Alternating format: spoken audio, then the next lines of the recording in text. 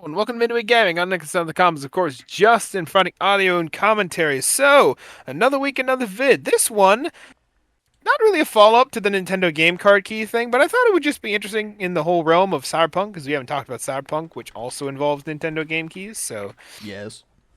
kind of tangentially related. Not really. Just kind of worked out that way, really. Anyways, this one is from Games Radar. CD Projekt Red said ditching game key cards for Cyberpunk 2077 on Switch 2 was the, in their words, right thing to do. It apparently paid off because 75% of that version's sales were physical. So there you go. Turns out everyone wants to play Cyberpunk 2077 on Everyone wants to Switch. play the Switch. Everyone wants to play Cyberpunk on Switch. Correction. Everyone. Which I'm not sure which part of that sentence I find more unbelievable. I'm just gonna come out and say it. Can you hear my clock in the background, actually? Yes. Ah, dang it. That thing always turns the worst times mid-sentence. There, I'm just gonna wait. It's awkward where this thing will stretch out our video quality. Yep, there we go. Didn't ding long. It's intermittently how long it dings. But anyways, back to the video. I'm not even gonna hide it. I think I even said in one of our previous videos, I was genuinely shocked when CDPR came out and was like, yeah, we're gonna put Cyberpunk on Switch 2. Because, that game worked so well on actual consoles. Now, to their credit, they did fix that, and a lot of the bugs got patched out and stuff like that. And while we have a bunch of haha funny stories and memes out the wazoo that came out of those days, it pretty much runs very well, actually, nowadays. Full disclosure, when I first played it was on PS5. I knew from going in that it was not a good idea to get it for old gen, and so that was kind of one of the earliest new gen games I got. Earlier, Early-ish. early-ish. So, I had the luxury of playing it on PS5, and it ran pretty well for me. Like I said, the only glitch I ran into was a weird case of levitating car, which was interesting, because while cars do levitate in that game, because Not they do all of exist, them do. not all of them should be levitating. This one very much was not. So yeah, Regular, this is not.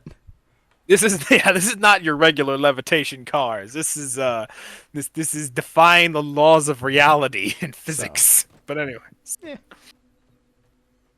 But other than that, it ran pretty well, actually. I pretty much played the game all the way till the final mission. Never actually finished the game. I pretty much got up till I think the point of no return, then just kind of put the game down. Not because it was bad, just kind of dug that sometimes. Mm-hmm. And there was no real glitches beyond that I can remember. Certainly no game-breaking bugs. So, Like I said, there was that flying car incident, which resulted in a really weird mission where I had to carry somebody in a car. Weird, but anyways, moving on.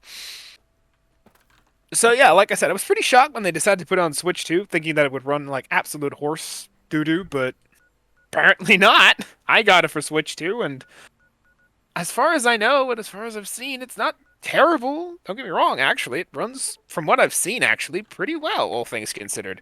I've actually heard some people compare it as well, and actually, all things considered, it runs pretty well on Switch 2. At least the base version. Because here's the thing, right? When they put it on Switch 2, they put it as the complete version, which has the main game as well as the actual name that I cannot remember. Again, I'm having this issue today where I can't remember bloody anything. Oh my goodness, what is that expansion they made? Phantom Liberty, that's it. And there we go. Yeah. Where they put Phantom Liberty on it as well. Now, you're probably thinking, okay, what's so big about that? Well, number one, Phantom Liberty is actually part of... Phantom Liberty is actually, weirdly enough, I learned while looking into it, actually, the part where they actually had to discontinue kind of like their support of old-gen consoles when they put out Phantom Liberty, because they physically couldn't get Phantom Liberty to run on the older-gen consoles. They could get the base game, kind of, as we've described, on the on old-gen, but apparently with Phantom Liberty, they just gave up even trying. So when they put it on Switch 2, I was certainly intrigued. And the game does run Phantom Liberty. Not as great, mind you. It's not terrible, but it certainly is showing somewhat more on Phantom Liberty than in the base game. But overall, like I said, it runs pretty well. So yeah, overall, pretty impressive, all things considered, especially considering I think they retooled so much for that game just to get it to run on Switch. Makes Right. sense, really. And turns out it was a major win on their books to go with the physical game key, or physical game card, than to simply put it as a game key. Because, yeah, like we mentioned in the article, 75% of the sales apparently came from physical. Yeah. I mean, to be fair though, a lot of people do want their physical. Yeah, I mean, especially nowadays where we're seeing a lot more push towards, especially again in the Nintendo space, we've talked about in earlier videos, is push towards game keys, which you're technically just paying full price for a license. Like it's effectively Steam in the real world to some degree. You're Yeah. just paying for the license to I the mean, game without actually owning the anything. major difference, however, is at least with Steam, they'll try to go and help like make sure that you kind of still keep your content or something, and or help refund you. Like Steam will go out of their way and kind of help you a little more. It's like, all right, this game's no longer available. All right, well, we'll do what we can to kind of help compensate you for that because the developers decided to remove your ability to actually have this content. Well, Yeah, again, I Nintendo really won't. Nintendo won't want to. I don't No, think anyone can say they won't these days. At least I they hope not. they they might be able to do They something shouldn't. for you, but there's a good chance that they might not care. Yeah, Nintendo's one of those weird ones, right? Where preservation has never really been something that they actively strive towards. Again, we've talked about this again in previous videos where in the case of the DS era, cross compatibility or backwards compatibility more likely with the DS's was more of an I would want to say accidental coincidence when it came to the hardware similarities and an actual intended feature. I think with the Switch is the only one where they're trying to, preserve games somewhat, and even then it's debatable. It's Again, we've gone yeah, through the whole key card incident. it's here and there on that. Yeah, the whole game key incident we've already gone into is just complete mess at the moment. But digging more into, like I said, to today's video, according to CDPR's latest financial report via VGC, a slide in the last presentation notes that physical copies made up 75.4% of Cyberpunk 2077's Switch 2 sales for the month of June, leaving digital with a 24.6% share. It's worth noting that the physical number is not in sale. Excuse me, let me say that again. It's worth noting that the physical number is for sell-in copies, which include those still sitting on the store shelves and whose retail warehouses haven't been purchased by customers. So technically, this is also including the numbers that have not technically been sold yet. But still. Mm-hmm. Still, the numbers are significant, as the article does say, as a report from GameIndustry.biz in 2024 suggests that in Europe, just 25% of new games were sold physically that year. However, 65% of third-party games sold from the original Switch in that stretch were physical. This leaves us with two lessons.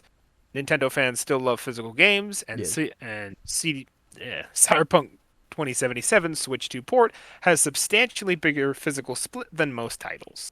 So yeah, we enjoy definitely our good to games.